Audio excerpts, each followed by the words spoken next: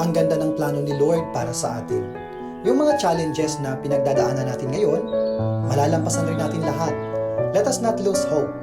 There are better days coming. With God, nothing is impossible. Minsan, akala natin wala na. But God is just making a way to help us in the best way He could. Hindi man sa paraan na gusto mo, pero sa paraan na mas makabubuti para sa'yo. But always remember, may mga panahong nasa taas ka at may mga panahon din naman na nasa baba. Kahit nasaan ka man dyan sa dalawa, always choose to continue and trust God's plans for you. Hindi laging mahirap ang buhay. Kung nasa ibaba ka man ngayon, hindi yan permanente.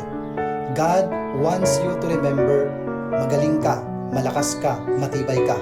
Dami mo nang pinagdaanan pero nandito ka pa rin. Magpatuloy ka lang kasama mo ang Diyos.